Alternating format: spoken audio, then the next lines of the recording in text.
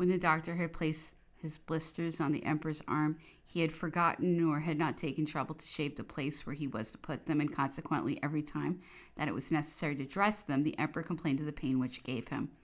The hair which got attached to the plaster caused him some of those small sufferings which annoyed and irritated him, and which the doctor might so easily have spared him.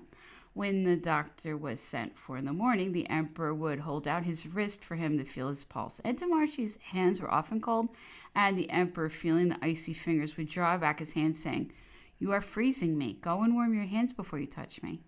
During the first phase of his illness, the emperor frequently sent for Antomarchi. When one of us went to his quarters to tell him that the emperor wanted him, he was most often away from Longwood or at Madame Bertrand's. When it was reported to the emperor that Antomarchi was out, he would show his dissatisfaction. As soon as the doctor was informed that they had been looking for him, he would hurry back, and the emperor would not fail to give him a dressing down. He would very often go to Madame Bertrand's in the evening, and that was precisely the time the emperor would send for him. Once the emperor, very irritated at having to wait for him a long time, said to him, "You come to me as though you were paying a 30 sous visit. You are here in my service and at my orders. If Fleury were here, he would not leave the head of my bed. He would sleep there on the carpet. When I send for you, it's because I need you. You ought to be at home and not somewhere else." Antomarchi, after such a scolding, ought to have paid attention to it, but whether he was bored by remaining in his room or for some other reason, he still continued to go away, which was the case during the whole time the emperor's illness lasted. And so this conduct, which was wholly unreasonable, increased the emperor's ill humor more and more. A good number of days had passed since the first vomiting without the emperor's feeling any change in his condition. Finally, 40-odd days before he died, he was walking in his salon. He felt a chill which ran all over him. As he could no longer sit up, he took to his bed, which had been carefully warmed.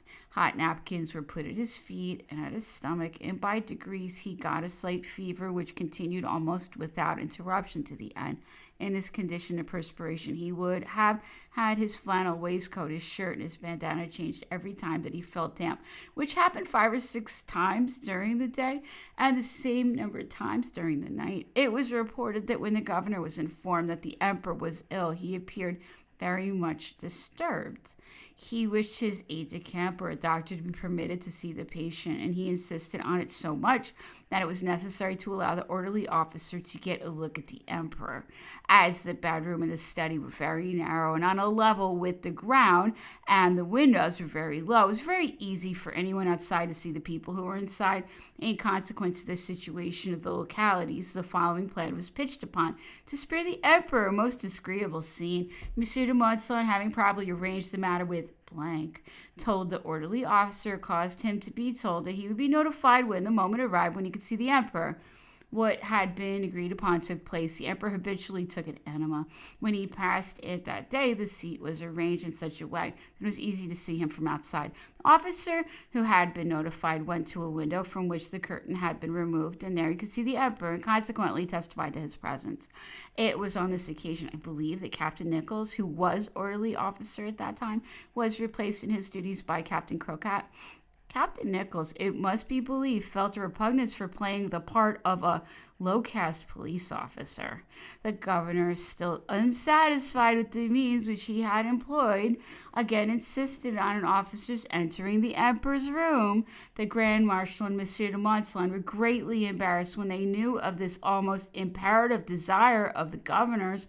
They finally decided, after long reflection and consultation, to explain to the emperor with infinite precautions that in his present condition they thought it necessary to have a doctor who would assist Dr. Antomarchi with his advice.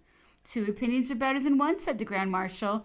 Contrary to their expectation, the emperor decided to allow an English doctor to come into his apartments. They spoke of Dr. Arnott, surgeon of the 20th Regiment, who was at the camp and of whom the emperor had heard before he was seriously ill. As soon as he had given his permission, these gentlemen sent for the doctor through an aide-de-camp, and he came at once and was brought in to the emperor, who received him with pleasure. Dr. Arnott was a tall man dressed in a blue frock coat. He was already advanced in years and had a grave manner. He had traveled a great deal and seemed very well informed and full of experience. He inspired confidence in the emperor. The first interview passed off very well. After a consultation, the two doctors ordered diluent remedies. The English doctor came to see the emperor every day, but in spite of all they could do, the invalid's condition did not improve. The vomiting continued. A good deal of bile mingled with little filaments of blood was observed in what the emperor threw up. Sometimes before the emperor was obliged to take to his bed, Novaras was confined to his with heart trouble, so far as I can recollect, and remained there all through the emperor's illness. From that time, night duty was performed by Marchand and me. During the day, the emperor slept in his little bedroom, and at night in his study. In the course of the night, during which he almost always had a fever and consequently was in a perspiration, he frequently had his flannel waistcoat and bandana changed. Whoever was on duty remained in the same room as the emperor, seated on a chair, waiting till he should be asked to change the waistcoat and bandana or for a drink. A light was not allowed. The covered light, in which only a single candle was burning, was hidden in the next room, the bedroom, so that one was lighted only by a very feeble light, which did not always permit him to see what he was doing. He groped, so to speak. One night, after having taken off the emperor's flannel waistcoat and wiping his back and sides with it, I got confused in putting on the other waistcoat. Cramped as I was by the pillow and not seeing clearly enough, the waistcoat was not put on so fast or so well as he wished. He got impatient and angry, said some things to me which I do not remember, and sent me to bring Marchand, which I did at once. And Marchand, having arrived, finished what there was to do. I was sometimes awkward, being afraid of doing wrong, and the emperor was very quick-tempered. Yet the preceding nights all had gone perfectly well, and I had gone about it that night as I had gone before.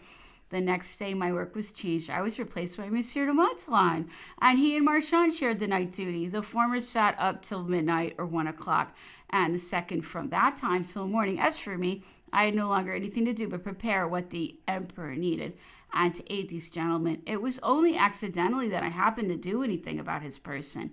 However, I took care of him when one or the other of them was absent. After Dr. Arnott had visited him several times, the emperor, seeing that he did not get any relief, asked him one day, after many questions on his campaigns, his travel, his family, his fortune, whether he would die from the illness which was keeping him in bed, and how many chances there were for and against his recovering his health. The doctor replied that the favorable chances were more numerous, but the emperor, who felt his position, thinking that if Dr. Arnott spoke in this way, it was one of the precautions customary with physicians in order not to destroy all hope in the patient, said to him, "Don't be afraid to speak, doctor. You have to do with an old soldier who likes frankness. Tell me, what do you think of me?" The doctor continued to speak in the same way as at first, trying to remove from his patient's mind every foreboding of his approaching end. As Dr. Arnott did not speak French, the Grand Marshal usually acted as interpreter.